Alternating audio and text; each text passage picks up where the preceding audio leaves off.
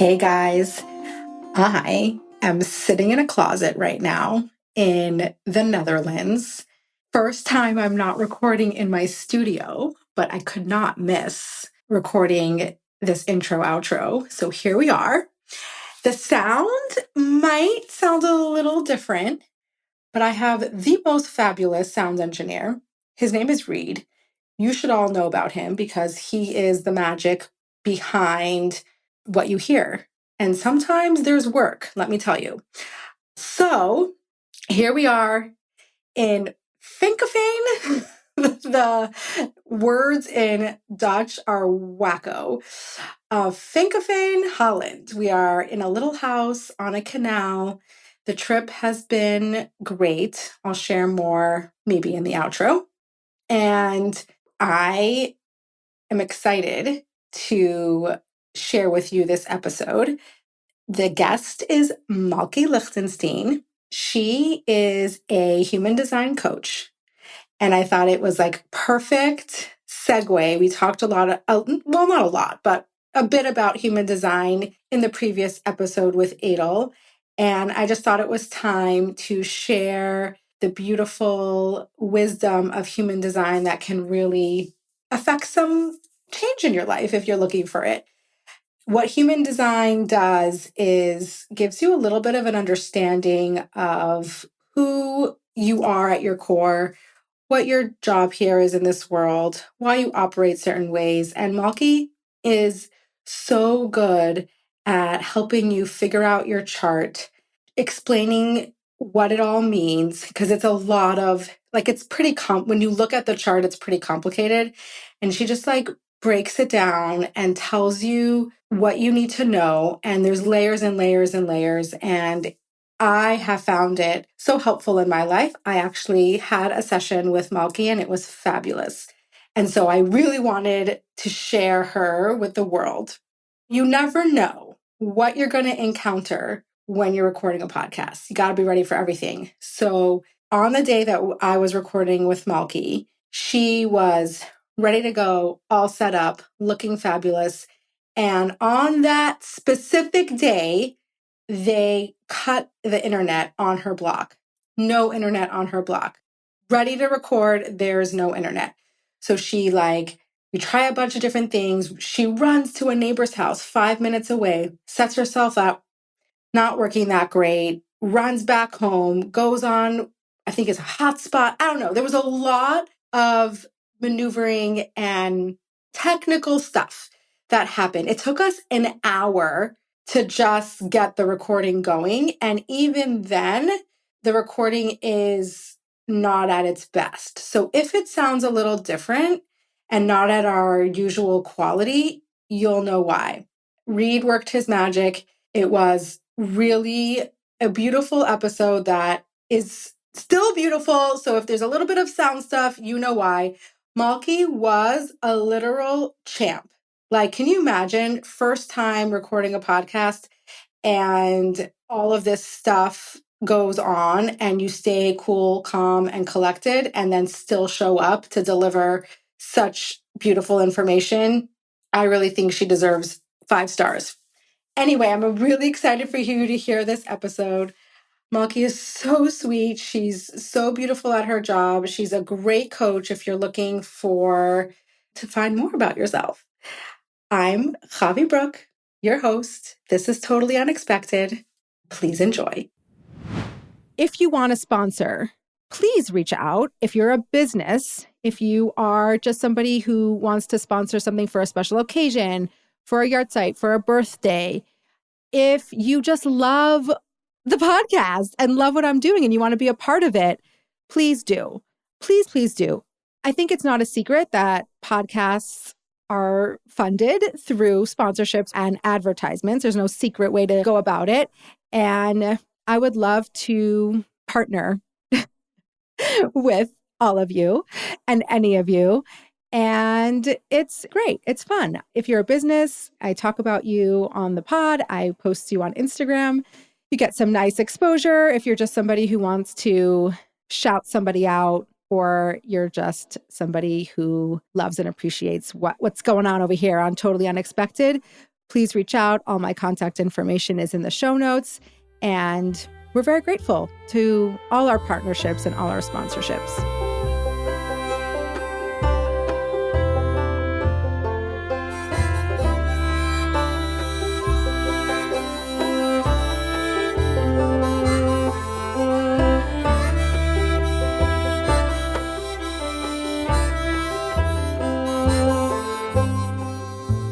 If you are a listener to this podcast, you have heard me bring up the concept of human design on a few different episodes, just briefly mentioning it. And I'm really excited to have Malky here because we're going to dedicate this episode to really understanding human design, what it is, how it can really enhance our life. And I had opportunity to work with Malky for a little bit, and I'm really excited because I love this stuff. I know some of you do. Some of you maybe will be introduced and start to love it. So, Malky, why don't we start with, okay, what is human design? And then tell us how you got there. So we've never heard of it. What's human design? Okay. So human design is a combination of a few different things. There's astrology tied into it. There's the I Ching system. There is Kabbalah. There is the chakra system. Some of these people may have heard between the chakras and astrology. Those are more of the common ones. And Kabbalah, we know. Right. And all of that is tied together to a system to show you your design and who you are meant to be. Human design doesn't tell you your future. It doesn't tell you what the perfect job is for you. It doesn't tell you who you are compatible with in a relationship. It's not prediction or future telling. Right. It shows you how your energy works in how you were designed to be. So a lot of times it's very common to hear different phrases like, let's say when someone's making a decision. So a lot of people will say, listen to your gut or sleep on it or talk it out and see what, when you talk it out, you'll get your answer, or think the logical way, do what sounds logical. And there's so many different ways to make a decision. And the truth is that they're all right, but for different people.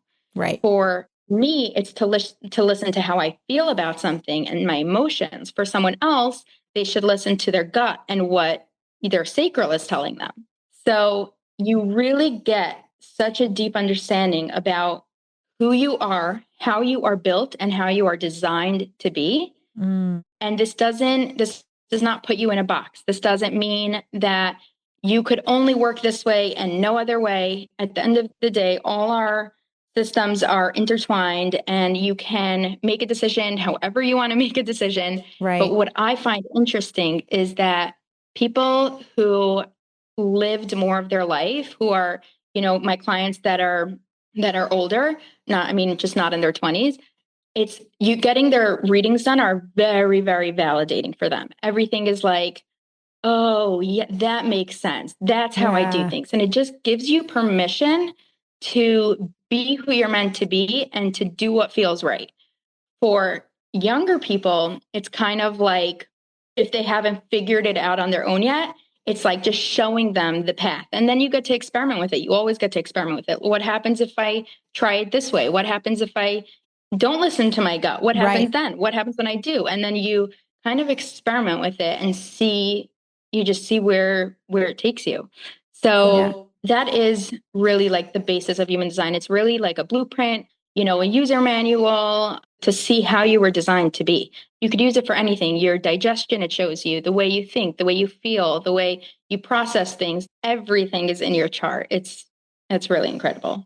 Okay, so like this stuff lights me up. I love to hear about this kind of thing. I love to dig deep past the layers and understand what and how are we supposed to be moving through this world. I think that it is so cool and so amazing to have a tool that helps us, because we all are in this world and we all have energy. We all have the things that make us happy, the things that are hard for us, the way that we work, right? We all have it, right? So either you're tapped in and you're maximizing and living in alignment, right? Or you're constantly fighting against yourself.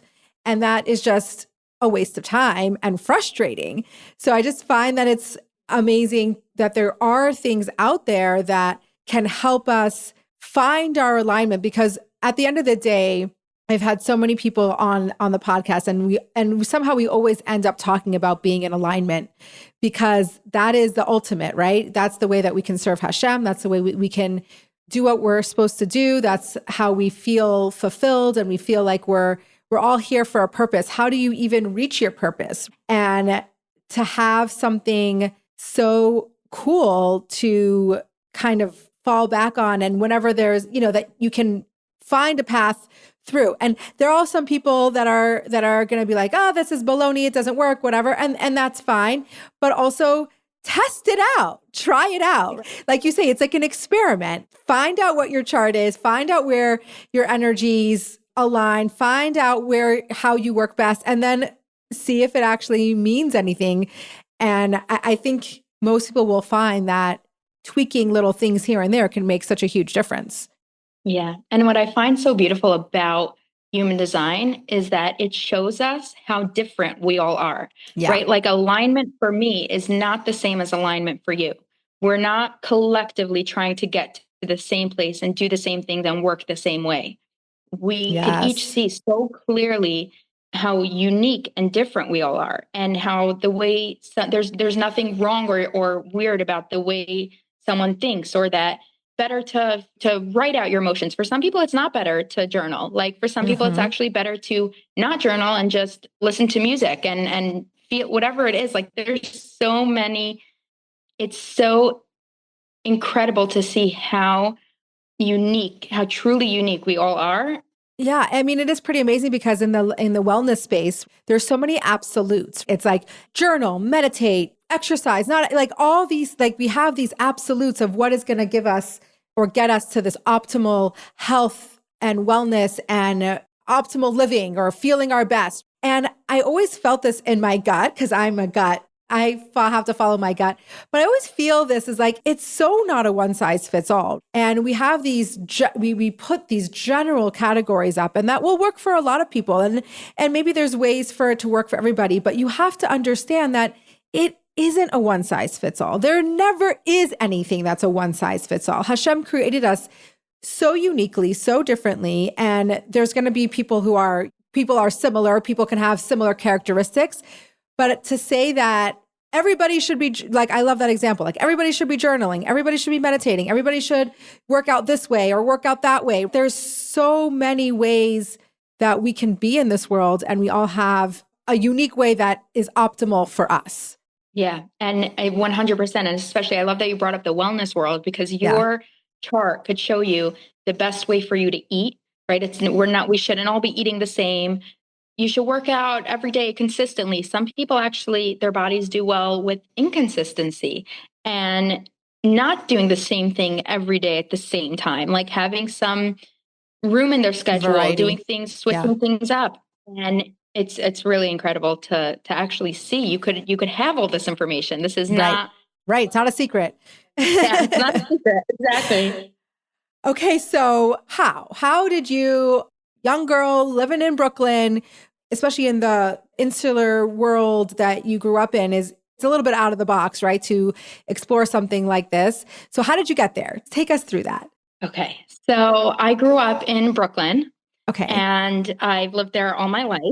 I am one of 8. I have 5 sisters and 2 brothers, and I'm the second to youngest. So I grew up with a lot of sisters, a lot of mothers, and I always kind of had this feeling like I always felt a little bit different from everybody. And I'm sure a lot of people could resonate and relate to that feeling. And there's a lot of different ways that we could just feel different, because we all just know something about our inner world that nobody else does. Yeah. There's something about ourselves that nobody could ever see. And it just gives us this, are we that different? Is this normal?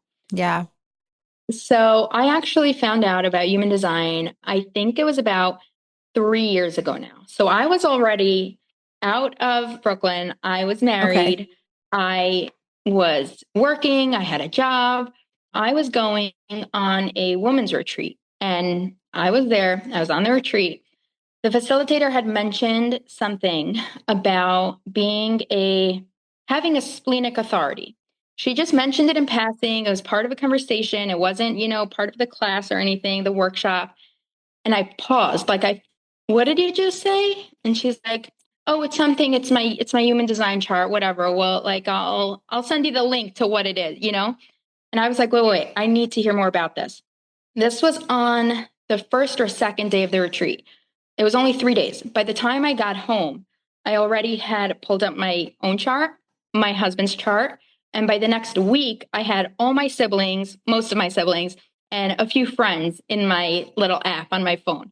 And I was blown away. I felt so called to this. And I caught on so quickly. This is something that human design has a lot of information. There is endless books, endless podcasts, there's courses, I felt like I felt like I kind of knew it. It was like I knew the words, I really just figured it out really easily. It just came to me. And I was doing it for about 2 years, just not in my own life, in my friend's life. I would, to pull up people's charts, tell them something. I would love to know everyone's design and what energy type they were and what, how they felt their emotions. Or somebody would tell me something like, I'm a very empathetic person. I was like, wait, I need to pull up your chart. I want to see if you have a defined emotional center, Right. And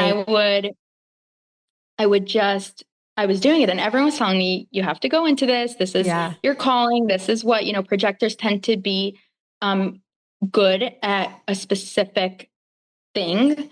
And I finally had found my thing that I was good at. But being a projector, I was like, I couldn't accept it. I had to really work. This doesn't make sense. I do this for free. How could this become, a bit, how could I do this? And I just kept, I kept it in my back pocket. It was on my phone. I would like to read books about it. I was following my children's design, my husband's design. Meaning I wasn't following it. I would read into it, and I would learn different ways on how to parent this design. And as I was living more and more in alignment, it came to the point where I said, I can't have a job. I can't have a full-time job, even a part-time job. I didn't want to work. And I just quit my job without any backup plan. And no plan. I just quit my job, and I had no plans. And I was just home. And then a friend reached out to me, and she was like, I've been thinking, I want you to read my chart for me. Could we just get on a call and you'll tell me what you see? So I was like, sure, I would love to. This sounds so much fun. I don't do anything with my day anyways, so let's get on a call. About a week later, we went on a video call, and she was just my friend. I was just telling her about her chart. We were talking about it. And she asked me if she could post it on Instagram. And I was like, sure, post it. And at this point I had, my Instagram page with my kids posted. It was private. It was, and she posted about our chat, and I'm getting hundreds of follow requests, DMs. How much do you charge? How can I book a session? What is it? I don't even know what this is, but I want to book a session. I was like, what just happened? Wow. This happened overnight. I had a couple friends help me make a form. I deleted all the private pictures on my page. I made my page public. It literally overnight, it just came about. And then I was posting, I was making posts. It was my business. I was putting aside time to do it. And I just at some point felt like I don't want to be on Instagram right now. I'm not enjoying this. Every time I posted, it was because I wanted to. And it I would first post once a day, and then once every 3 days. And it got to the point where I was not wanting to post at all. And I was like, I don't know what to do. I loved my clients. I love having sessions. But I have to post. What am I supposed to do? But I followed my authority, my decision making, how my body felt. I made a whole post on Instagram that in order to teach alignment, I have to be living in alignment. And the way for me to be living in alignment was to be off of Instagram now. I just I knew it. It had to be done. And whatever happens, happens. I trusted that the right people will We'll find find me. you. My clients will come to me. Yeah, I will. I had to trust. I deleted Instagram. I had no way of marketing myself, no way of getting my name out there, no way of getting new clients. And then here we are. You had texted me, I would love to have you on my podcast. And I think it just shows that when you live in alignment, things will happen. Like what Things was in fall into alignment for place. me, yeah, was to do that, was to get rid of the only business tool that I had, which was Instagram. Like my only thing that I had Yeah. to do was Instagram, and Yeah. I knew that it wasn't right for me. And as a projector, invitations, my strategy on how to get things done is through invitations. I don't have to follow every invitation, but big things come to me from people inviting me. And the fact that both of these, my friend invited me to do a call with her, and you invited Yeah. me on here. I think that it just goes to show, like, living in alignment will make things fall Will into get place. you where you need to be. Yes, yes. It's pushing you on your path. Yeah. Wow. That is, I mean, it's a pretty incredible chain of events. And when you mentioned before how like projectors have this like bird's eye view, I mean, when you think about human design, you're literally like having a bird's eye view on people's lives, on how people can get from point A to point B in their life. And now you are facilitating that. And it's so cool. Like you're really living in the exact way that your energy wants to be here.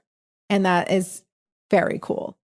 Yes. Yeah. It's really incredible. I'm living, trying to be in alignment, trying to find the way that things work best for me. And I'm learning my own chart. Like, Yeah. we're always just, Well, that's a thing with human design, right? There's so much to learn. There's so many layers.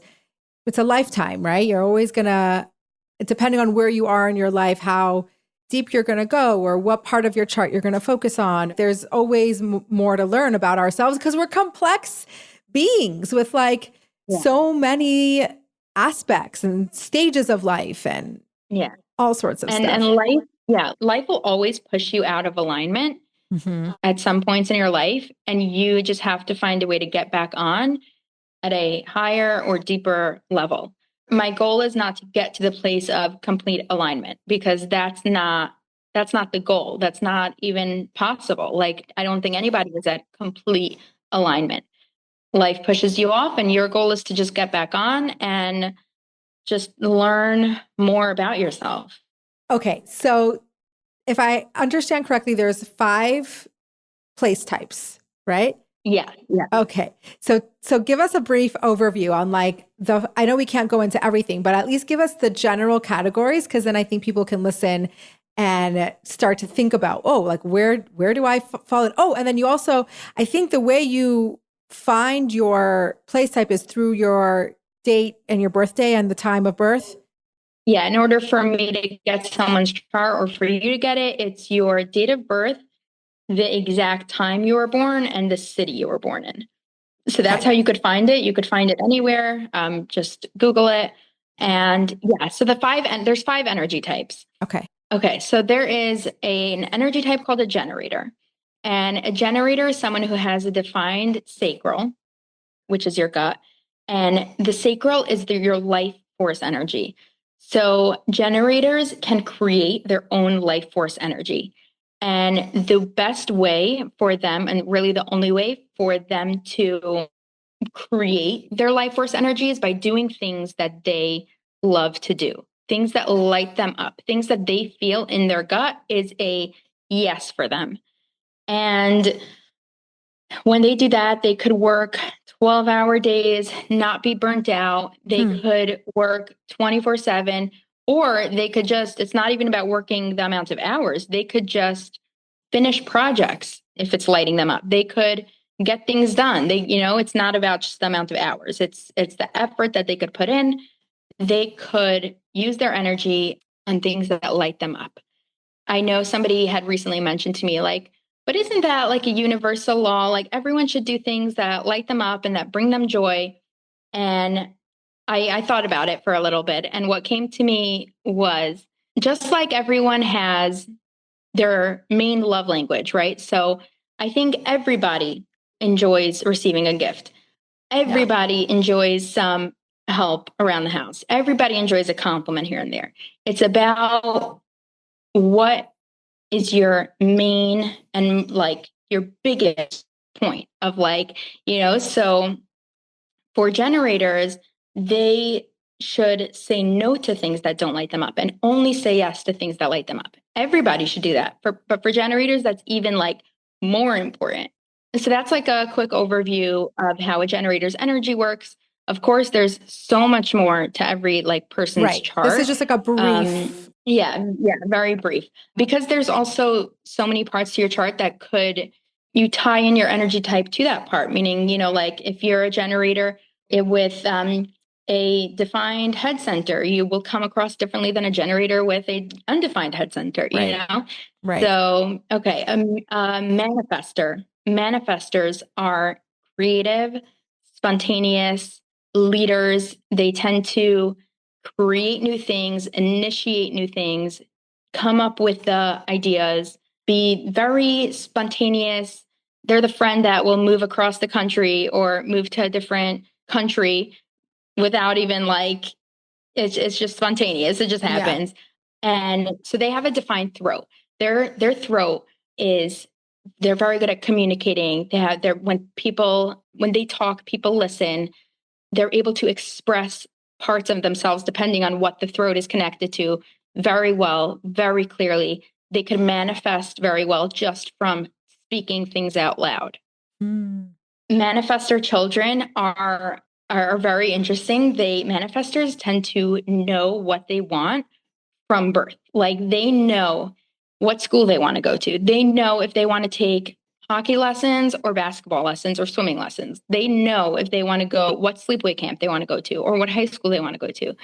And that could be very hard for a parent to have to trust their child and know that they know what they need.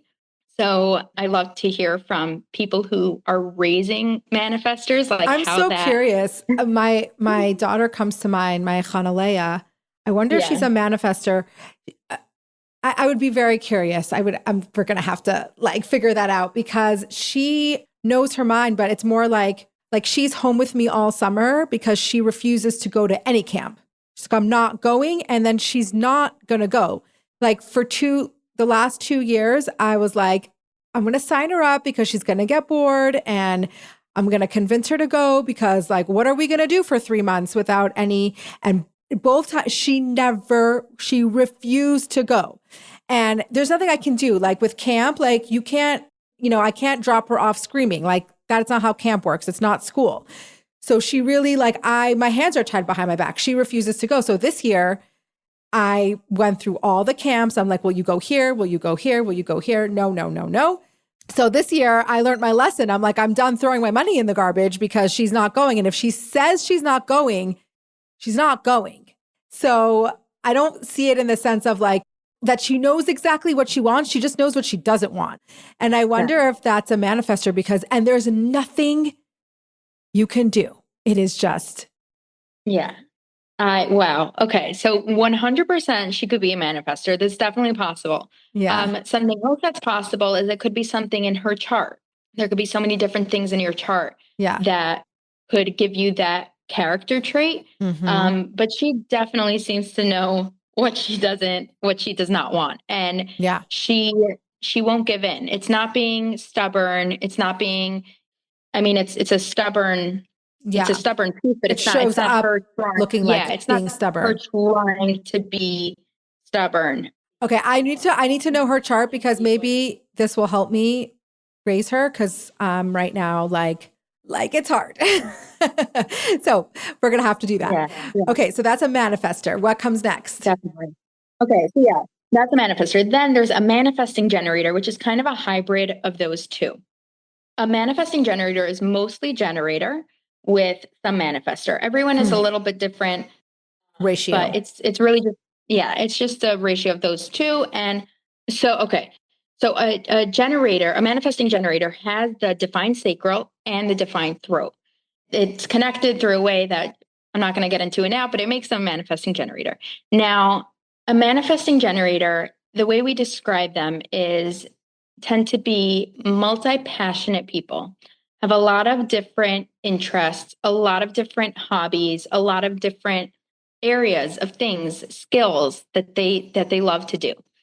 A lot of people think that a manifesting generator is like someone who's ADHD and does a million different things and never finishes them and just is, scatterbrained. And I really don't look at it like that. I look at it as, they have the generator part of them, which they have the energy to get things done, but they also have that manifestor part of them, which is the spontaneous, Creative, yeah. knows exactly what they want, knows where they need to be when. I want to start a podcast. I'm going to start a podcast. Whatever it is, they tend to gather a lot of different skills. So they're multi-passionate people. They have a lot of different passions. And I think that manifesting generators move through life faster than most people. Everything in life is here to teach us a lesson. We're supposed to learn from every job that we have, every friendship that we have, every hobby, everything that we start is, whether we know it or not, it's teaching us something. Manifesting generators learn those lessons very quickly. It's one of their gifts. They start something, they learn what they're supposed to, and it's time for them to move on. And it's not a bad thing. It's not flaky. A lot of people look at it as flaky. It's not flaky. I think that you guys just learn lessons faster, and know when it's time to start something new, and you know when it's time to stop something, and when you're ready for the next lesson, and when you're ready for the next thing in life. It's amazing. Well, I know that I'm a manifesting generator, so I know that. And maybe we'll get into my chart a little bit, but it really makes a lot of sense to me. Like, I have so many passions and so many things that I'm always interested in learning about or doing. And at times I'd be like, whoa, chill out. How many things are you so passionate about? How many things can you talk about? How many things interest you? What is going on here? And it feels like, whoa, just stick to one thing. You kind of can shame yourself into feeling like just you're all over the place. Yeah.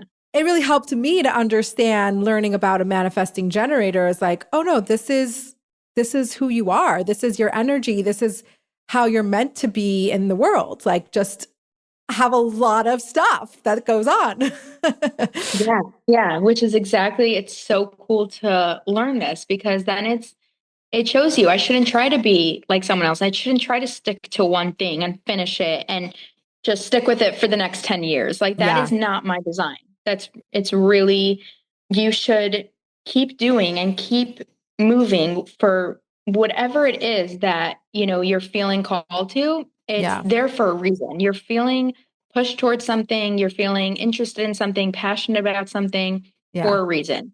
And every skill that you acquire, everything that you do gives you something for the next part of your life, whether you know it or not. Like, it teaches you something. And yeah.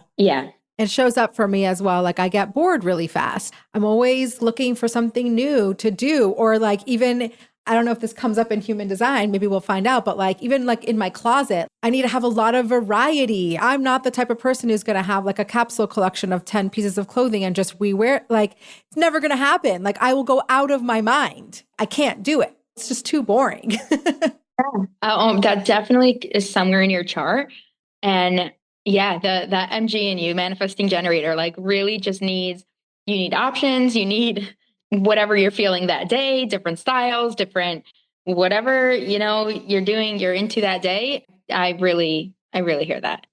Another way that it comes up is really interesting. Yeah. Like, how, and I used to like, not used to, I still like look at people who have a signature style or a signature scent or a signature, like, and part of me really wanted that. I want like, oh, I want something to be like, oh, this is so you, and like a signature way of like showing up and be consistent. And I tried, and I'm like, I want my hair to look different. I want to have multiple perfumes depending on how I feel. Like, I don't dress the same way, like, and it's just like, I finally gave up on this idea of like having a signature look. Cause the people who have like the signature lipstick or their signature hairstyle or their signature.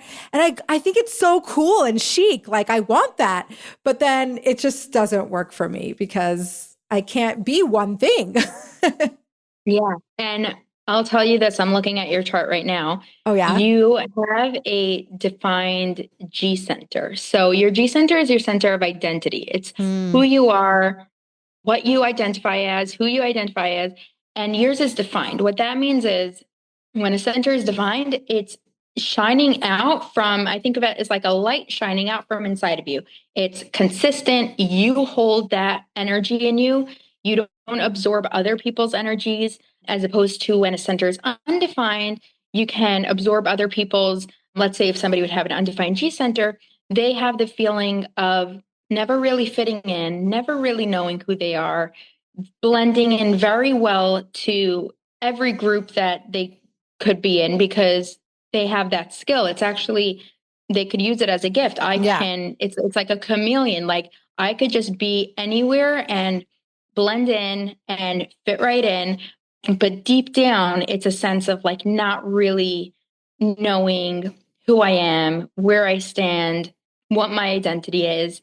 And there is a way to work with that in a healthy way. But someone with a defined G center, this is you. You know exactly who you are. You also have a channel from your G center to your throat center. So you're very good at expressing yourself. I mean, what you just said, you expressed it, who you are very clearly, very well. Some people could know who they are, but they can't actually express it. Like they have this feeling, they have this knowing that of who they are, but they're not good at expressing it. You could express who you are. You know exactly who you are. You know you're not the type to follow those pages on Instagram that show you how to have a capsule wardrobe and everything in, just 5 different outfits. And that's not you. And there's something beautiful to that, like knowing that this is who I am and this is who I am not. And I shouldn't be conditioned to think that having a capsule wardrobe is best. I shouldn't be conditioned to think that having a brand, right? Like a lot of times our brand is, we kind of wear the same style. Our hair is always the same. Our makeup is the same. The colors of our page is the same. Yeah. You know that that's not right for you. Yeah. And like not to be pulled in and conditioned to think that is you or that is better for your business, because at the end of the day, it's not. Right. Because it's not aligned with me. Right, I think it's very cool, but it could never work for me. Right. It's so funny because just thinking about like the way I branded my podcast, I could never just stick to one color. There's like a lot of different colors that I keep switching up, and every guest has a different color behind, you know what I mean? Like it just really shows up in that way. It's pretty fascinating. Yeah, it makes sense. Yeah. Okay. So manifesting generator. Okay. So next. Okay. Then there's a projector. Right. You're a projector. Yeah, I'm a projector.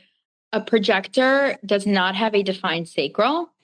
And so projectors cannot create their own energy. It is possible to kind of ride someone else's wave. If I was around someone with a defined sacral, I could feel that life force energy and I could work a full 8 hours with them, but it's not sustainable for me. Mm-hmm. What is in alignment for projectors is to honor their rest. Their rest is where their gifts can just really shine and be practiced. And they also have like we said, a bird's eye view, very just knowing whatever their skill is. Like if mine is human design, then it's like knowing the best way for people to use their chart in their life. Yeah. If a projector has is good at relationships, that's their skill set, and they have kind of this wisdom and guidance that they could give to. They could be a relationship coach. If someone is a projector is very good at style or interior design, or like every projector could have one or multiple different skill sets.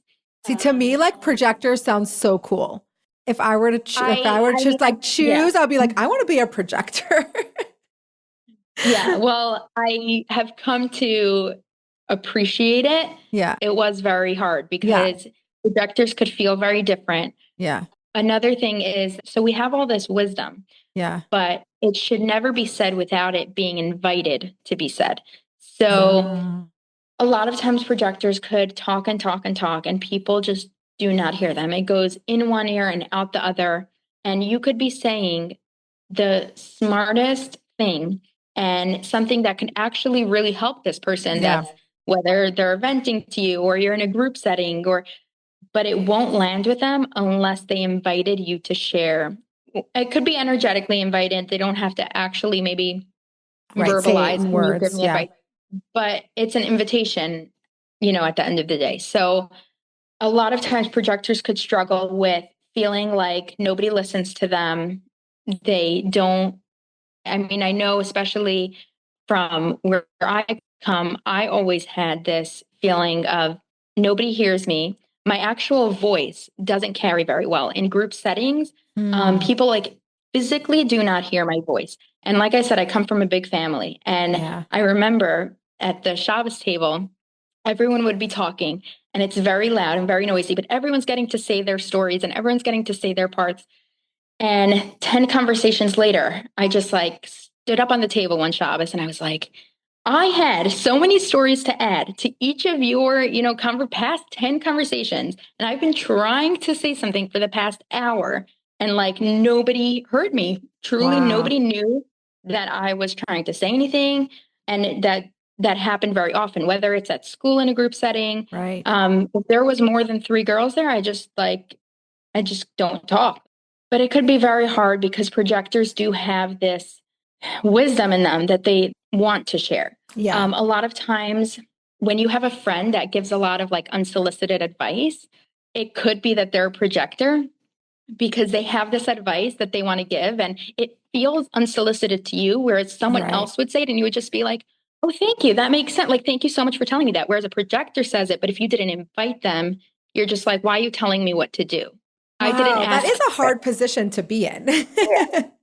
And because you also you see it and you see the moving pieces and you see how this piece of information could really help that person. If it's not invited, then it doesn't get heard or understood in the right way. And then you feel like, what do I do with myself? Yeah. Yeah. And there's a lot. Listen, I'm still learning how to be invited, how to wait for the invitation. And sometimes waiting could be hard. It's not easy. And as much as I make it sound with, because I have really learned a lot of my projector gifts and it's the first energy type that I've ever learned. So I was very passionate to make projectors cool because when I learned about it, it was kind of like, okay, they can't talk when they're not invited. They need a rest.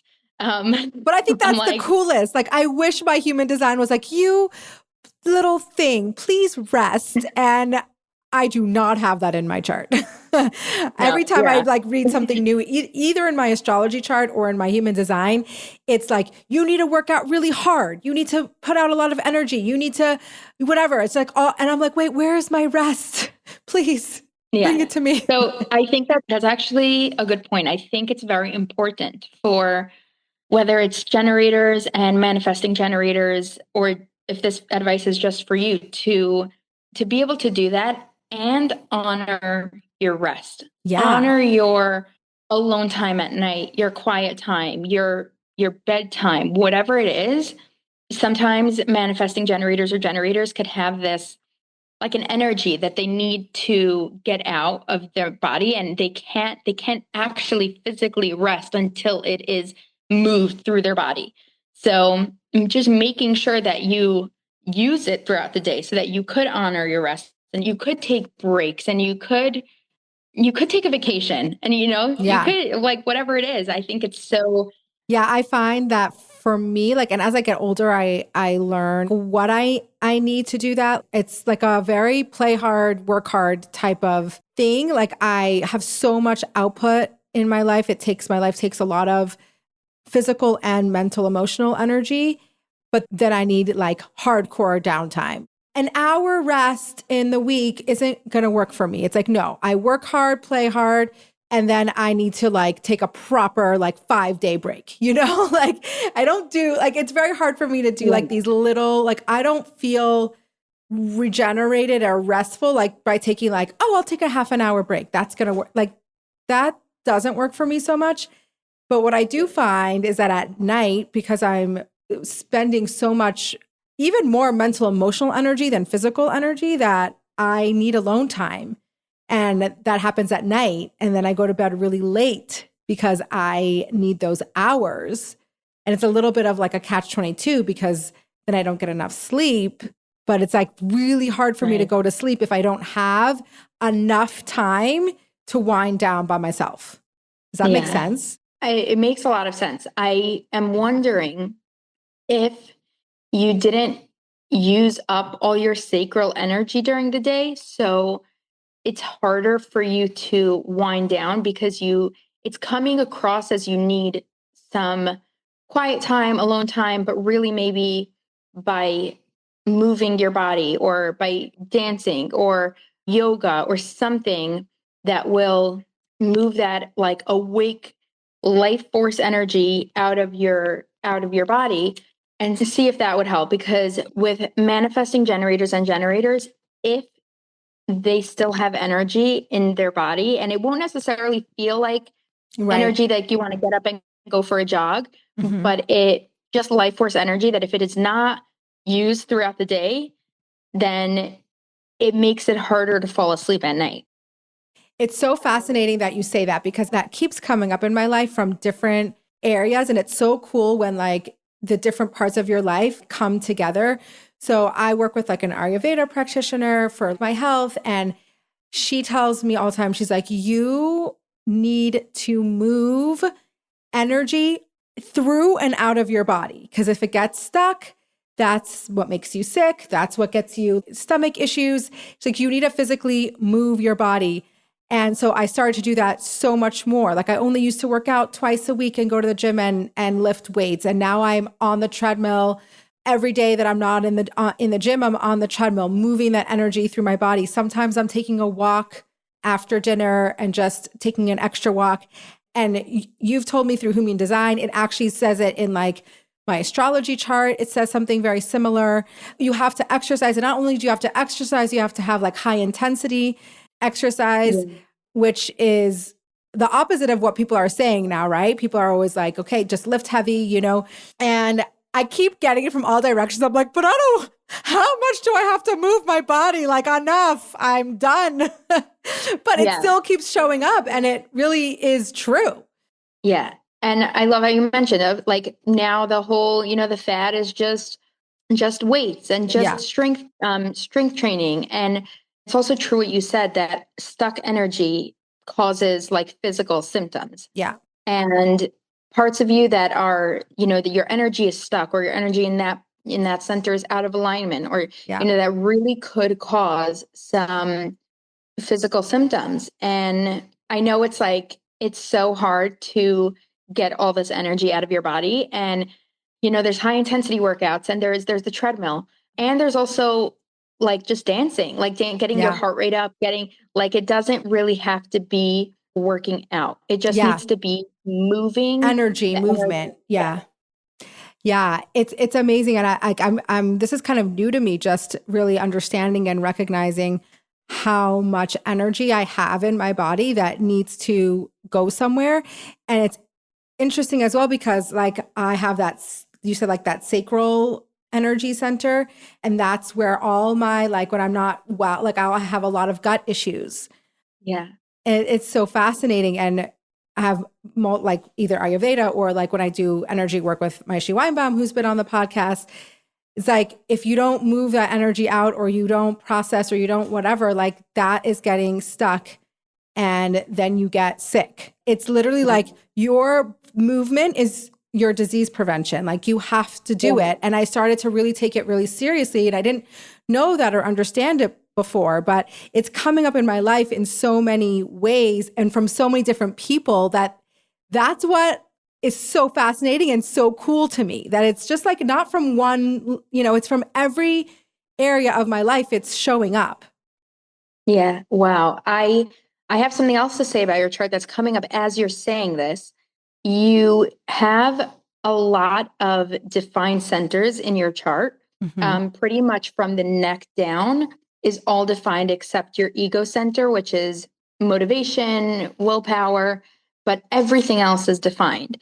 And like we said before, when it's defined, it holds that energy in you. You are carrying that energy. You're not getting it from someone else. You're not absorbing it from the outside world. Like you have that energy within yourself. So besides generating it. Your sacral center, besides just your sacral center that's defined and that carries your life force energy, you have your emotional energy, your root center, which is pressure. You have your splenic center, which is your intuition, your fears. You have your G center, which is your identity and love and direction. Your throat, all of that you have, it's all defined. It's all the energy is all in your body. So even more so than just what I would tell a generator or a manifesting generator, which is also why it's so important to get your own personal chart done, because it's so unique. It's so unique. It's so unique to you. Like there are general, generator and manifesting generator, and then for each authority and for each center, but looking at the chart as a whole and see what's going on, seeing which centers are connected to which and which are defined and which aren't, and how they all work together. And I find it very interesting that so you have a very grounded energy to you. When you have a center defined, it's very consistent, it's grounded. And then you have a crown center and a head center, or a crown and an ajna that are undefined. And what that means is that you have a very open mind. Like you don't have that consistent energy in your head. You don't have the consistent ideas or inspiration, or you actually get your inspiration from people around you, which is two things.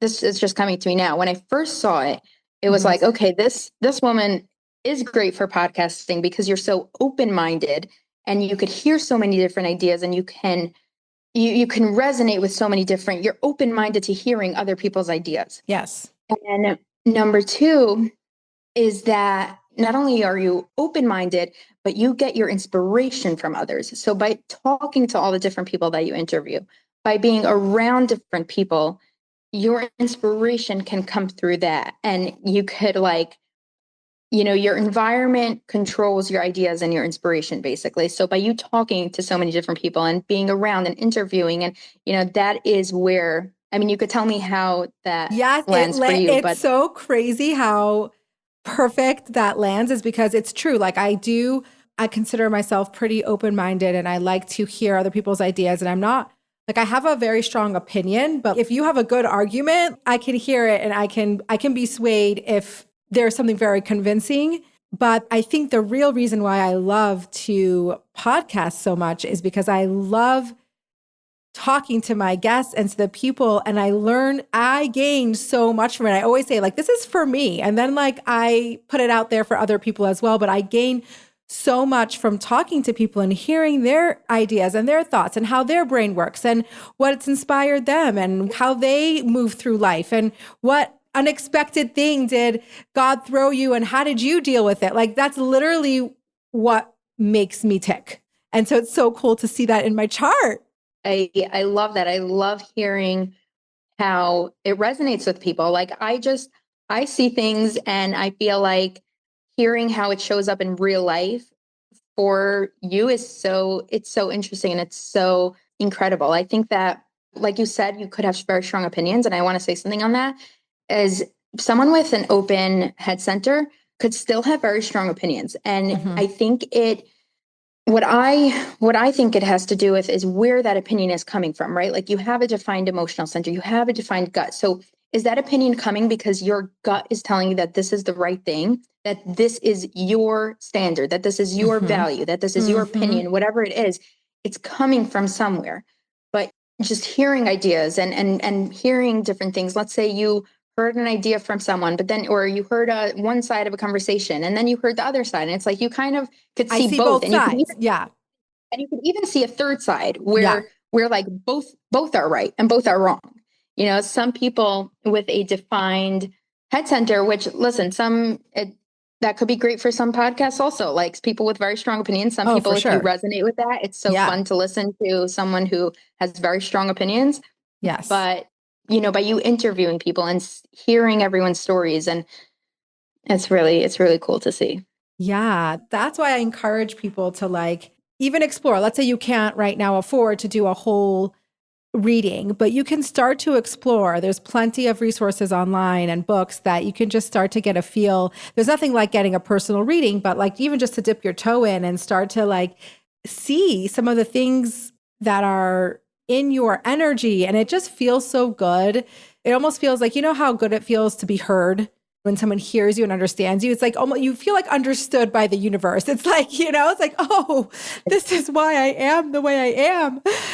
Yeah, it's so important to understand that, like, I am not weird. I'm not just like, nobody should accept that, like, oh, I'm just different. Like, no, this is how you are designed to be. And in every chart, there are so many gifts, and in every chart, there are challenges, and there are struggles. like we discussed in your chart, like you have something called the channel of struggle, like that is, and at the same time, why does that not surprise me? One drop. The channel of struggle literally embodies me.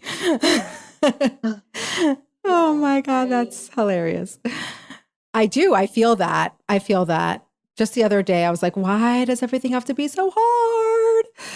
Right. And then you can get stuck in that narrative. And then there's ways to like look at it differently. But sometimes it's like there are people who attract struggle. Yeah. So there's attracting struggle and then this channel of struggle, whereas you are meant to learn from your struggles and then teach others. So it's like you're meant to like guide other people because of the experiences that you've been through. And you have so much wisdom that so many others don't because they haven't gone through it. Right. So you're someone who has just gone through so much, learned so many lessons. And that really tracks. Yeah. Oh my gosh. But that's why it's like amazing when those kinds of things come up in your chart. You're like, because like if you are somebody who's God-centered and believes that everything happens for a reason, like, that you have that bigger picture of like everything happens for a reason.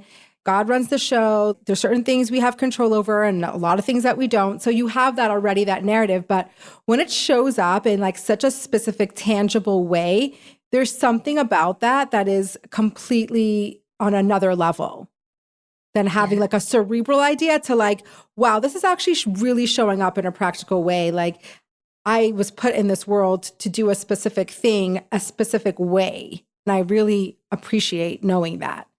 Yeah, which is, I love, like everyone gets a chart reading for different reasons. Some people, it's just because they want to know more about themselves. Some people, I feel like a lot of people are here saying, I don't know my purpose. Like, what is my purpose in life? Yes. And your chart actually shows you that. And Yes. feeling like stuck in your job or your relationship or your life, it's like that stagnant feeling. Your chart could kind of help you guide you to like the path that you're meant to be on. And it's not, again, like this is not like future, it's not predictions, it's not, but it's showing you where your alignment lies and how you could get back on track.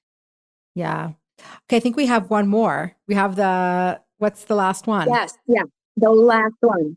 Okay, so the last one is a reflector. A reflector is when their entire chart is empty. So they have no defined centers at all.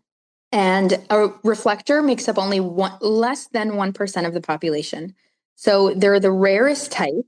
And just like their name, they're like a reflector. They reflect, they're like mirrors to all of us. Because when a center is undefined, it absorbs and it amplifies and it reflects back to you the energy of who you're around and who you're. So a reflector mirrors back to their community, their family, the world, how things are going and what needs to be changed. They feel everyone else's energy. And this is such a powerful chart which is why it's so rare. Not too many people could have it. Yeah.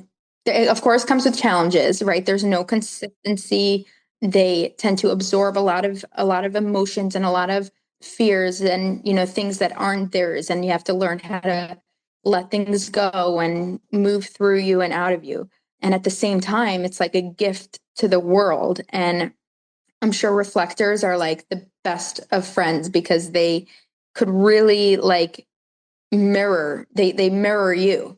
And I think that's really beautiful. There's something so powerful to it. And I think like out of all the energy types, like I mean maybe projectors also, but like reflectors to get their chart read could also be so impactful and powerful because they tend to feel very lost, like with who they are. It's very similar to someone who has a undefined G center. Like an undefined G center is called like a mini reflector. Like if you have an undefined G center, it's like a reflector feels that tenfold. Wow. Their ideas are never consistent. Their emotions are based on who they're around.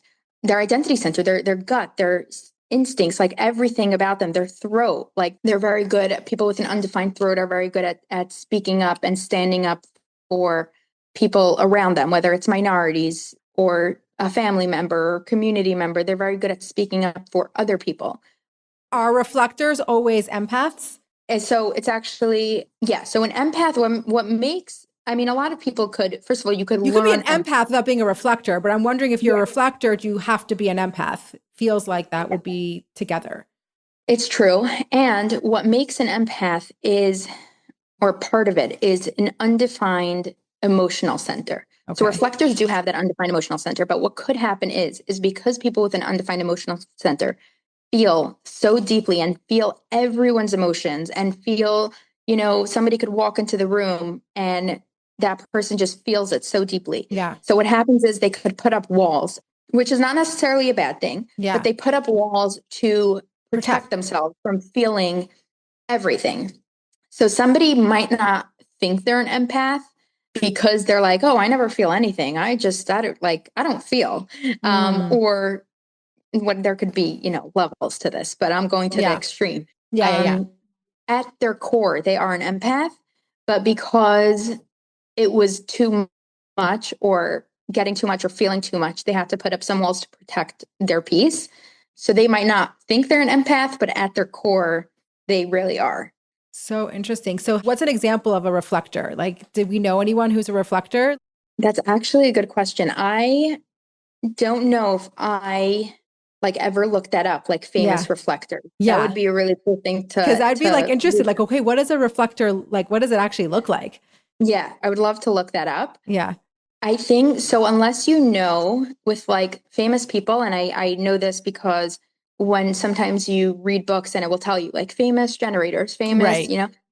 you can actually know someone's human design by just seeing how they live their life, Right. because they could be living out of alignment. So unless Right. You'd have to actually, they would actually have had to have their chart done yeah, so or well, know or their chart. their records public Yeah. that you could look theirs up. Right. So just their date of birth, and then you could see if everyone born that day was a generator. Like you could do something like that. So it is possible to find out like celebrities human design. It won't be, if you don't have the exact time of birth, it won't be completely accurate, but Accurate. energy type for sure is possible. Wow. Yeah. I'm curious. I want to know what like I'm curious to know like an example of a reflector because to me you would think okay, like if you know someone who's like an empath that could be but it's even a smaller pool of people because not all empaths are Right. reflectors. There's so many empaths. First of all, even if somebody has a defined emotional center, which I'll explain what that is. A defined emotional center means that you have your own emotional wave. Your emotions have nothing to do with the environment or the people that you surround yourself with. So if an empath, they feel what the other person is feeling, and their mood is based on What's going on who they're around with them? and their environment. But at their core, that meaning at like baseline, they're calm, cool, and collected. An emotional person, which is a defined emotional center, they have their own emotional wave. So they could wake up one morning feeling in a bad mood That's with me. No reason. with like, right, no reason. Or they could be, at a low, like emotional waves tend to have like high highs and low lows. And depending again on your chart, it will depend on like how your emotional wave goes. Like some people have like an escalator wave, and it's pretty cool. There's like different types of emotional waves. Yeah. Okay, so there's that. Then you could be an empath. Let's say if you have an undefined G center, you could be empathic to someone else's identity. You could truly understand and feel their energy in that center. Or an undefined spleen center, which is instincts. We didn't talk about this one a lot. Instincts, fears, a lot of anxieties come from the spleen center. And someone with an undefined spleen center tend to carry a lot of fears and anxiety because they held onto it from someone else. Let's say as a child, they heard their mother yell at their sister who went too close to the stove, and it was like, move away, you're going to get burned. And then they, even though it didn't happen to them, they developed a fear of fire. Oh my and gosh. or like an anxiety toward that. So one of my kids is like this. Like they hear a scary thing that happened. It didn't happen to them, but they heard about it. And now all of a sudden that's a fear. yeah. And they could really, like, people with an undefined spleen have to learn how to let go. I know it's such an easy word to say, but it's actually really hard to do. Yeah. Let go of fears that don't belong to them. Some fears some fears actually do belong to them, and they have to work through that. But many don't even belong to them. It's not their story. It's not their fear. And they have to learn how to let it go. So it is possible also with someone with a defined spleen to have anxiety and fears, but that is more coming from a real place in them. It's not someone else's. They didn't develop it because they didn't carry it for someone else. So any center that you have undefined is an intuitive center. So that's actually very fascinating because I think that you, like, if you would just look at your chart, you wouldn't know what that means. So like undefined and defined is actually like really good to understand the difference, because I don't think it's where it wasn't where my brain went that meant defined and undefined. Like defined means that it's coming from you. It's coming from inside of you. And undefined means you're getting it from the outside in. Yeah. Does that make sense? But which makes you very intuitive, because you can, let's say with your undefined head center, you tend to be very intuitive into what is going on in people's heads. Yes. Like you can like kind of hear their thoughts and you could see how their brains work, and you're very intuitive in that center. So undefined centers are where your intuition is stronger. So it's where you're intuitive for other people. Other people are stronger. Yes. Yeah. And then the centers that are defined, by the way, I don't know if I mentioned this, defined is colored in and undefined is white. Okay. So the defined centers are where you have your intuition for yourself. For yourself. Like your G center, or even your spleen, where your intuition comes. You have very strong intuitions for yourself. You're a very intuitive person. Your instincts are very strong. What's safe for you, what's not. You sometimes maybe will hear this intuitive voice of like, don't go down this road, or I don't want to go to the store now. And, that's an intuitive voice. So you have that, and your centers that are undefined, you're intuitive for other people. You could kind of hear their voice and hear their, It's so fascinating, because the other thing that you told me as well was that my decision-making comes from my gut. And I always was like I never really thought that I had a very strong gut. Like I didn't understand that necessarily. Or I didn't realize that like my gut, like sometimes I feel like wishy-washy. Like I can't, like, or sometimes I feel like I'm very in my head, or like I'm thinking about it and I make a decision that makes sense, but it's not coming from my gut. And you told me that, and I started to think about different experiences that I've had and realizing that, wow, my gut really does play a very big role. And I had such an interesting scenario happen to me pretty recently, a couple weeks ago. And I'm actually just thinking about it now and being like, oh, wow, that's crazy. I needed to tell somebody something, or I wasn't sure if I should tell this person something important. My gut was like, do not tell this person this thing. Like, it's not going to go well. But my brain was like, they need to know. And I was so torn, because I was like, my gut was screaming at me, like, this isn't going to go well. Just let it go. Like, let sleeping dogs lie. But my brain was like, no, this person needs to know this. It's connected to them. It affects them. Like, I need to say. And I did. And I said it and it went so badly. And I was like, I knew it. I knew my gut was telling me not to. I still don't think it was at the end of the day, I think this person needed to know and needed to work it through. But it was such a strong gut feeling that I ignored and paid the consequence for. Isn't that interesting? Wow. Okay. Oh my goodness. It's so interesting. So I actually don't think we discuss your authority so much. So No. we discussed that because you're a manifesting generator. So you do have that gut intuition. Right.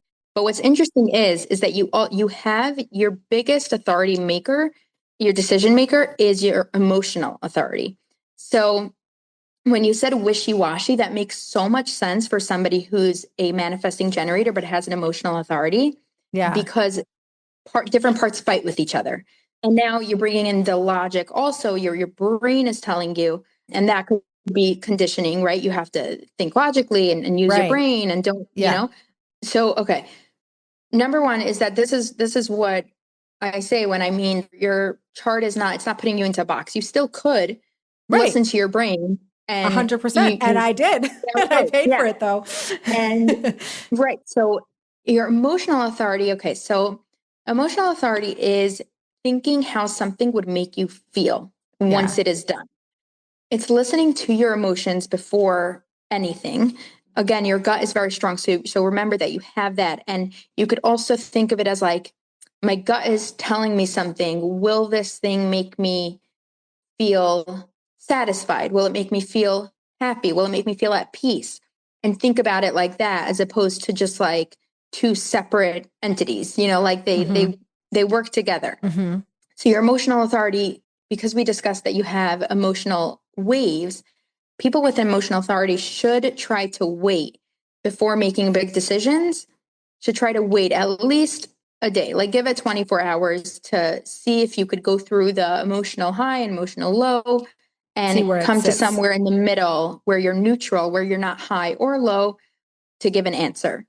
I think with that amount of time, your gut will also be talking to you in that time and telling you like, yes, this feels good. This it feels like it's lighting us up. But you're giving yourself that time. You're sleeping on it. You're not answering right away. You should never feel like you have to. Like the opportunities that are meant for you will be there if they're meant for you. And by giving yourself that time and not feeling like you need to give an answer right now and waiting for the emotional ride to just the wave to move and for you to be in a more neutral place and give yourself time to listen to your emotions and your gut, I think that's like, it's so powerful because sometimes I feel like I'm not an overthinker in the sense that like I don't analyze and pick things apart and like it doesn't take me a long time to make decisions. So sometimes I can make decisions too quickly. So this is a really good tip of like slowing down.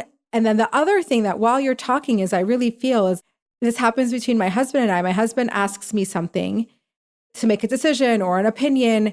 And he's very like fast. Like he wants me to be able to like ask the question, have an answer. And there are so many times where I'm like, I cannot answer that question right now. Like I need time to think about this.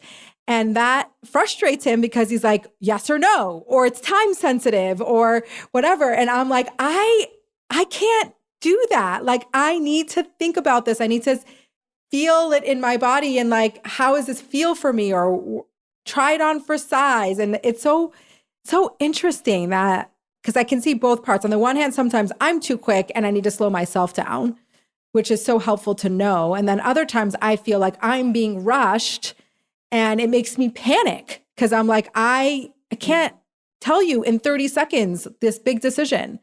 Yeah.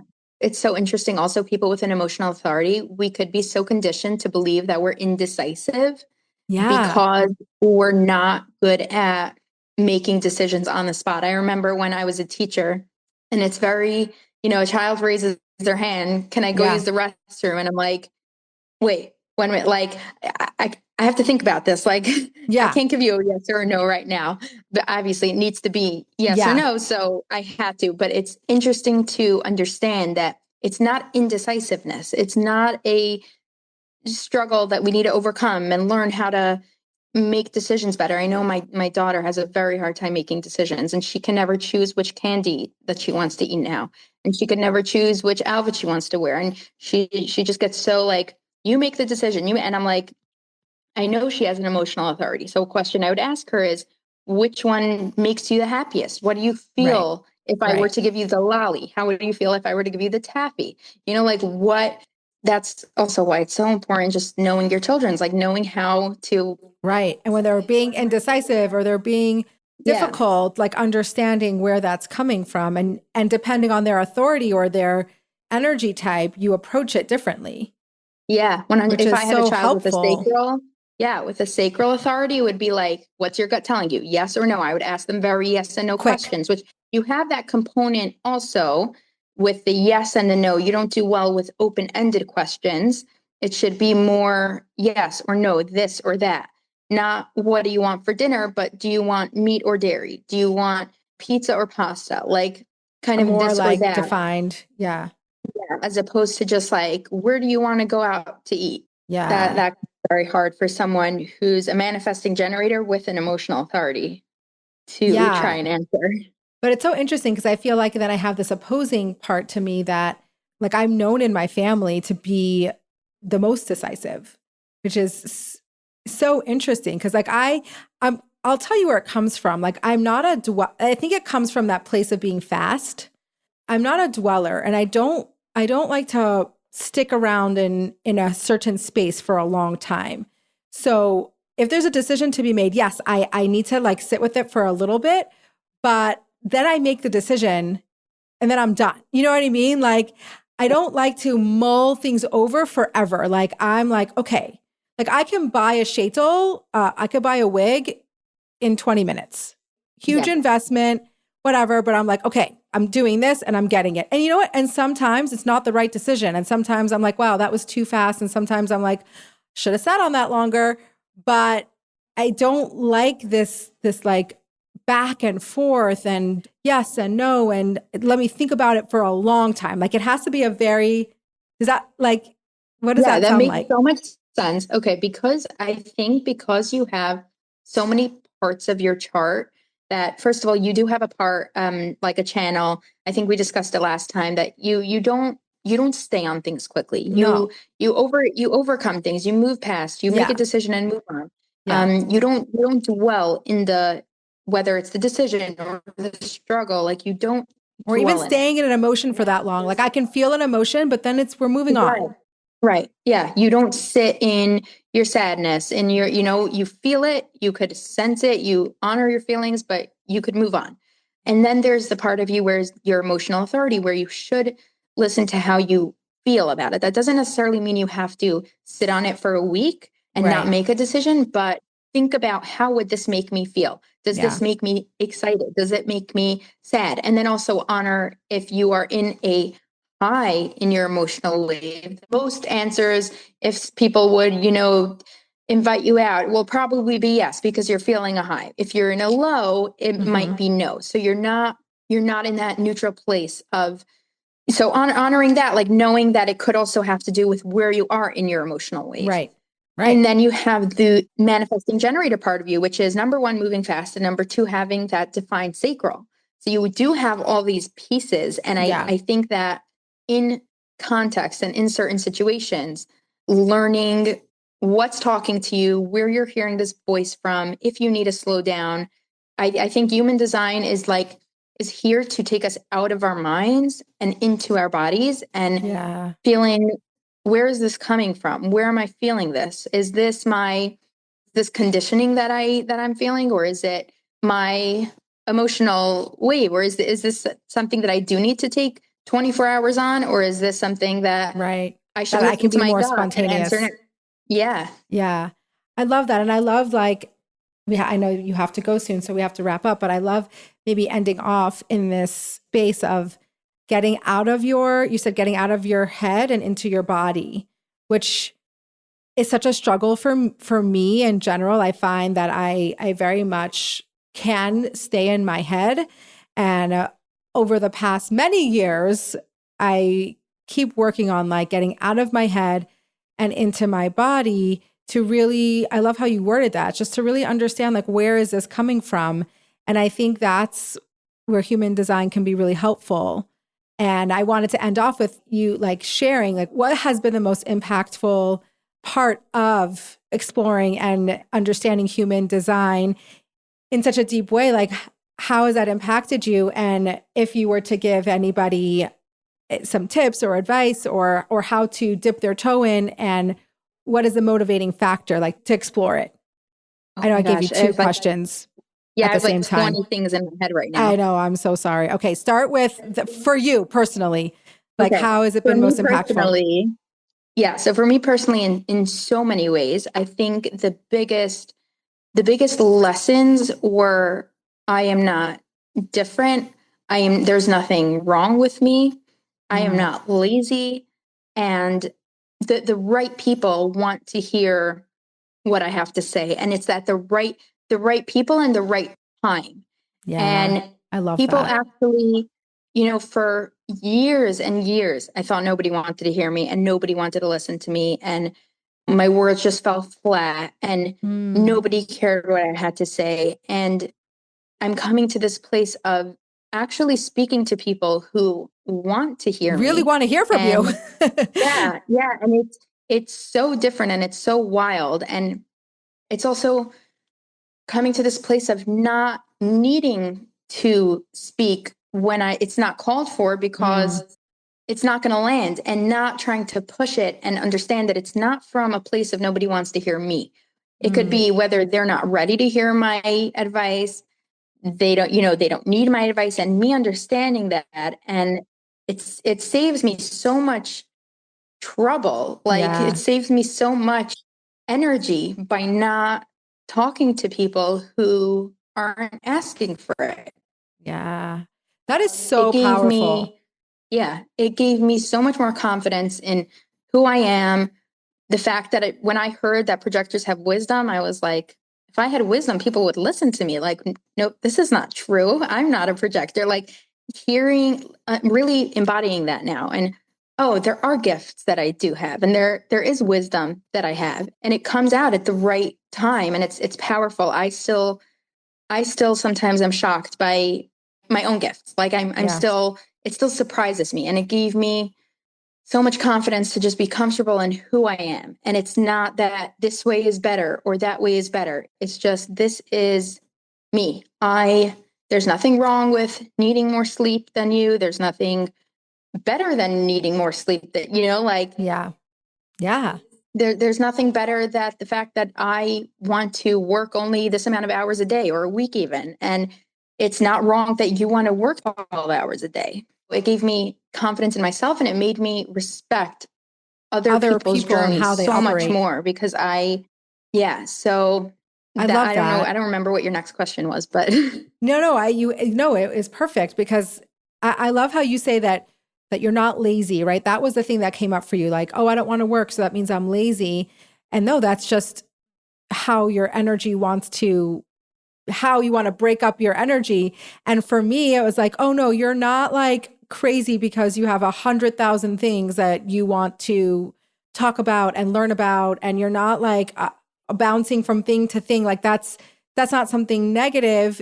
If you can harness that, and that's the way that your energy works. So we all have the things that we're like self-conscious about, or we're conditioned to think is a negative, or we're conditioned to think that it's a certain way. Like someone can look at someone who's like only works a couple hours a week and be like, well, that person's lazy.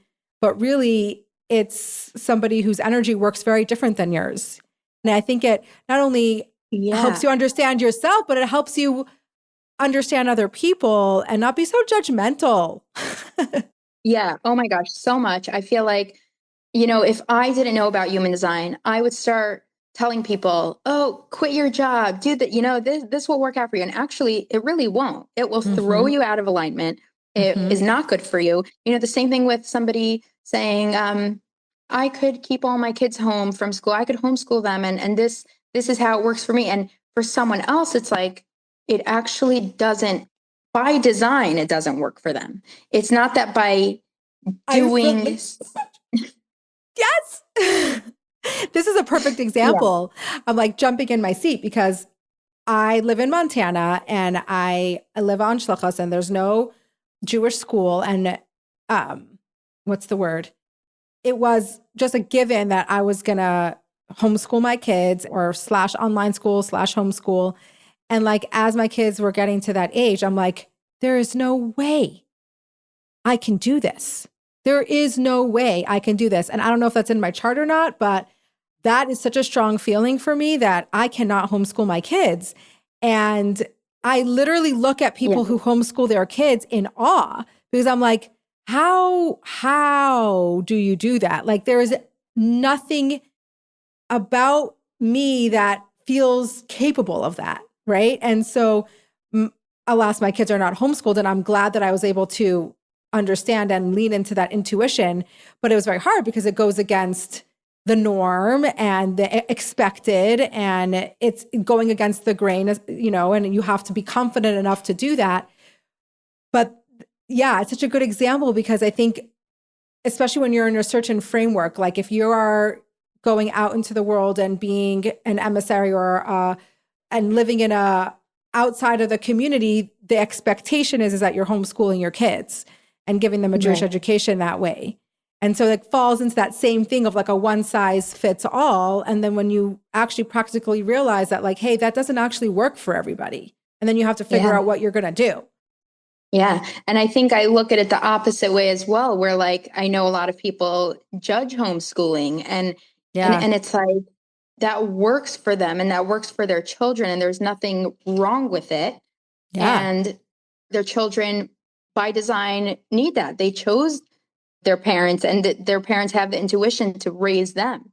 So just like how, you know, homeschooling is not for you, someone else who knows that homeschooling is for them.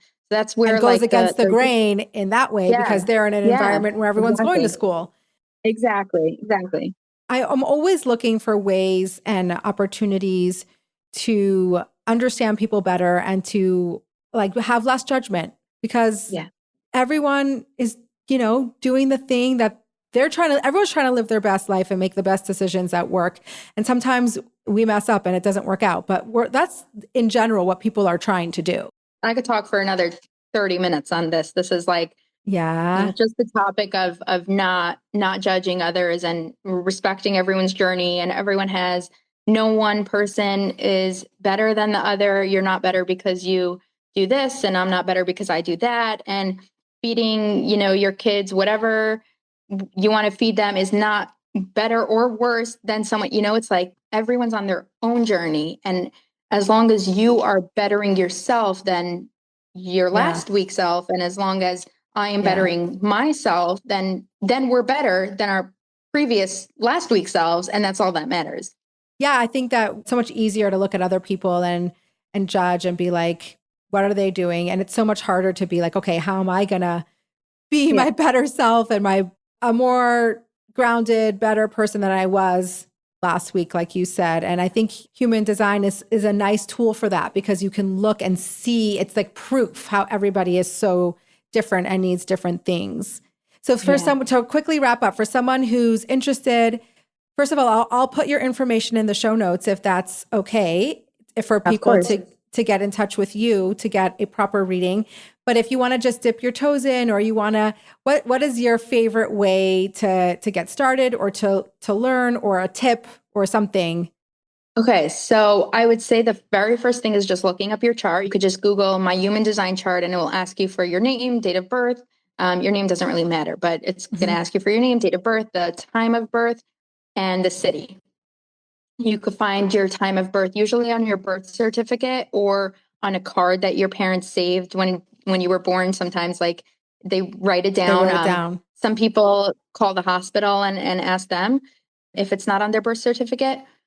Some parents just know, oh, you were born at 12:51 p.m. So you could do that. And to start learning about it is start with your energy type, learn the best way that you like to learn about it, whether that's scrolling Instagram pages that talk about it, booking a session so you could learn one-on-one, reading a book, listening to a podcast. There's endless resources out there, and really just starting to learn about yourself and learning your energy type and slowly but surely, because in the beginning, it looks like you get this chart of like this body and there's like a lot of things going on, right? There's, like you said, there's like the centers that are defined or undefined. And then there's these channels. You'll see like these lines that go from one place to the next. And there's that. And then there's your, all these different, there's like, it's a lot of layers. So it could be overwhelming and you could be like, forget it. But yeah, start with the energy type, go from there. And then chances are you'll be motivated or want to hear about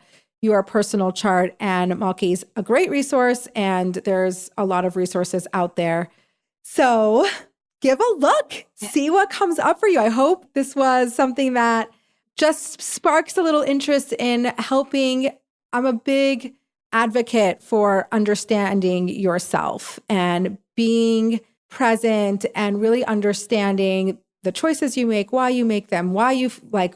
Even sometimes people aren't even in tune with how they feel and then how they feel and why they feel. Like, I just think it makes us better people. It makes us better parents, spouses, friends.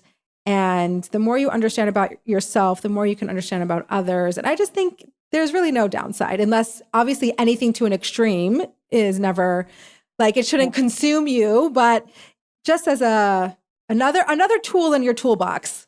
Yes.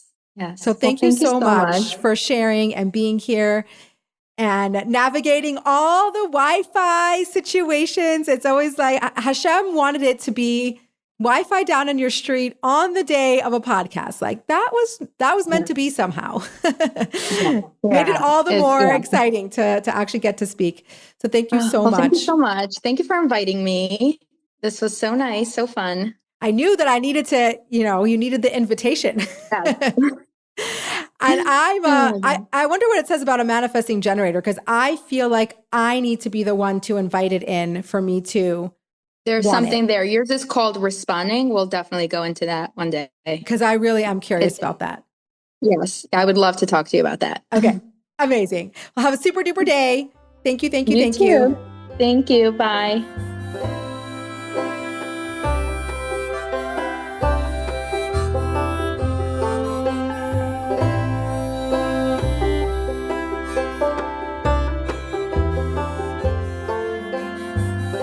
Okay, so who feels after that episode that they know a little bit more about themselves? Who thinks that they figured out their design? Out of the 5 design types, have you figured out what you are by listening to Malky? If you haven't, which makes a lot of sense, put in your birthday in, you can find an app. I think we're going to put a resource in the show notes, and find out what your design type is and start exploring. You can find out a lot even without a coach. I did a lot of reading and research, but I still felt like a little overwhelmed and didn't know exactly how to translate there's a very special lingo that's not like regular.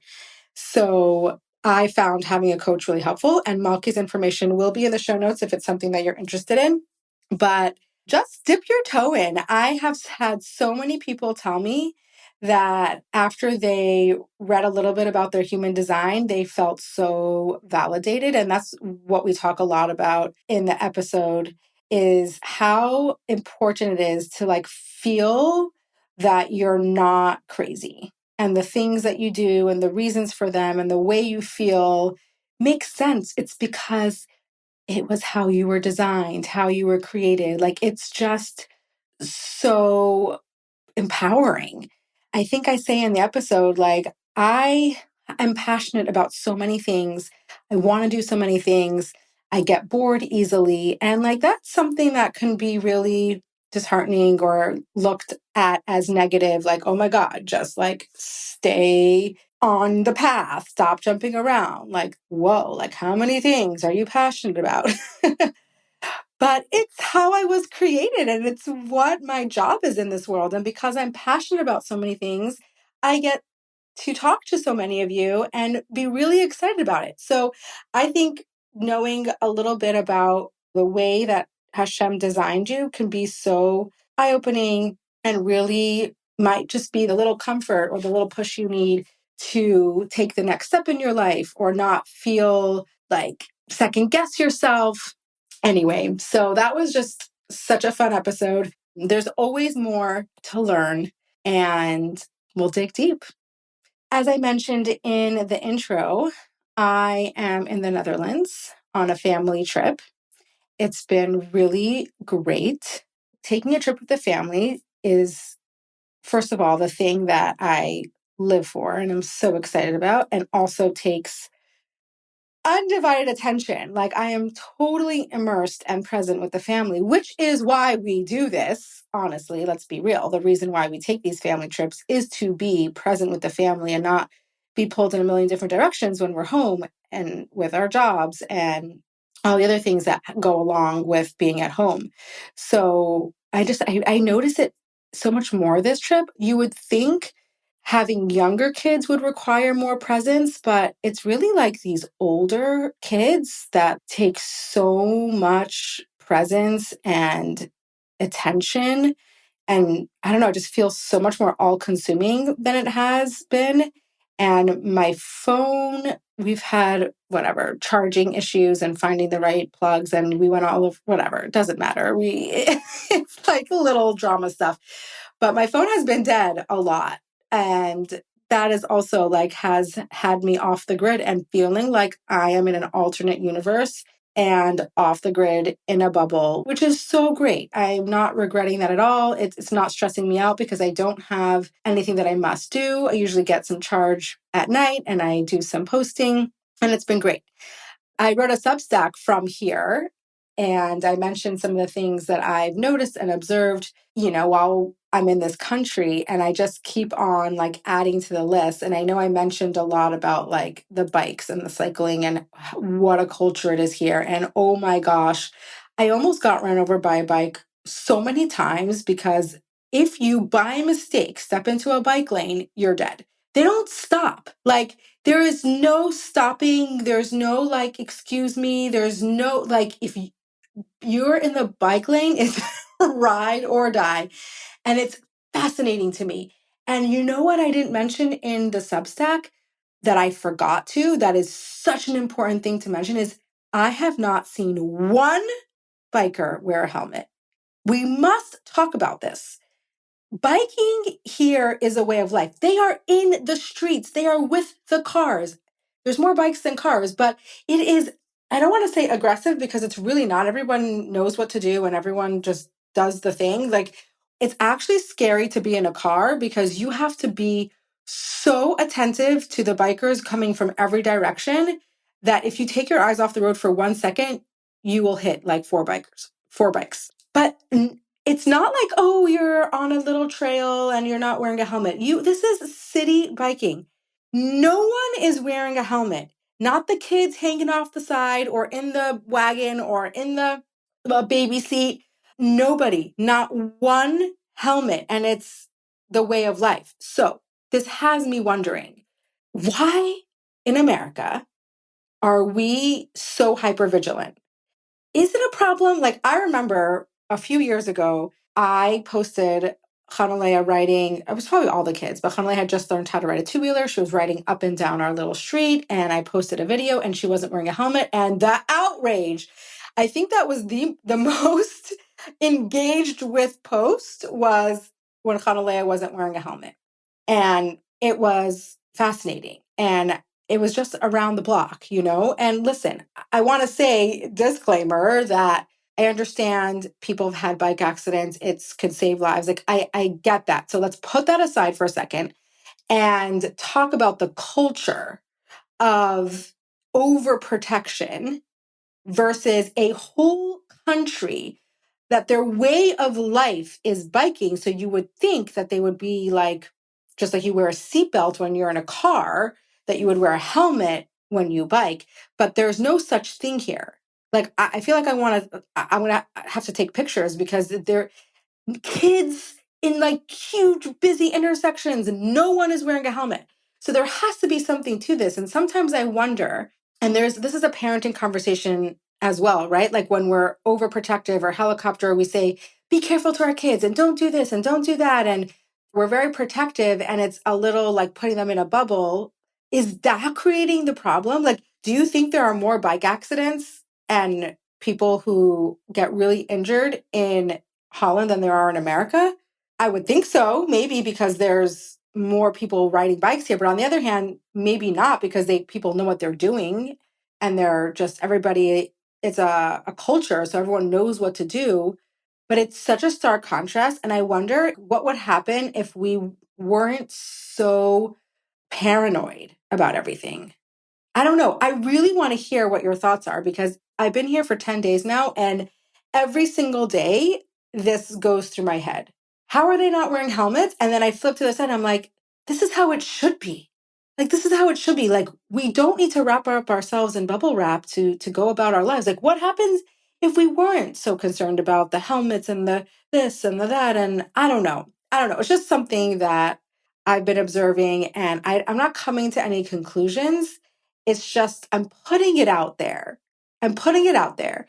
And I encourage you to send me some comments, send me your thoughts, tell me what you think. I've actually had a lot of engagement with people who either live in the Netherlands or used to live here. And I'm curious to hear what you guys think. We didn't talk about the helmets at all, but it's such a fascinating subject. And I already know that in the parenting world, it is a conversation, not specifically about bike helmets, but about this overprotectiveness. And the thing that like trips me up is that I know people whose children or they have been in a bike accident and the helmet was so important. So I get it. But as a whole general rule, how should we be operating?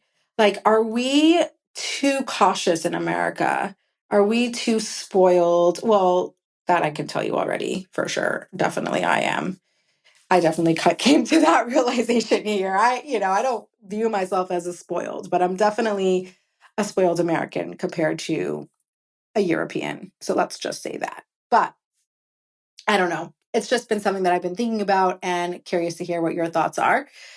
And we have a couple more days. It's always so bittersweet. Like, on the one hand, I'm like, oh my gosh, the trip's almost over. And then we come home and school starts and Yentif starts. And I'm starting to already like spiral in my head about it. On the other hand, it's like, I'm kind of excited to come home in my bed and my shower and my air conditioning and, my routine, my life.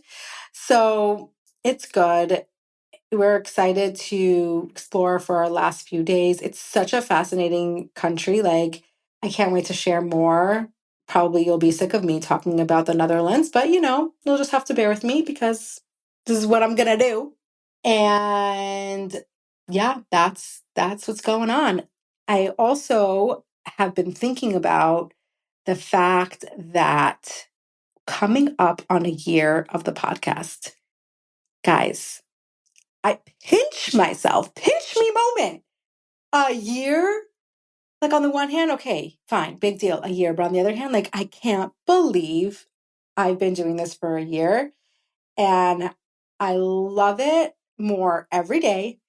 And we are definitely gearing up to do something special for the year and excited to add stuff for the second year, change things up, make it interesting, have the best guests. Like, this is an exciting time. I really can't wait to wrap up year one with a bang, start year two with so much excitement and creativity. And we just keep wanting to grow and make it better and better. So if you ever have any thoughts or ideas or something that you want to see, like, please let us know.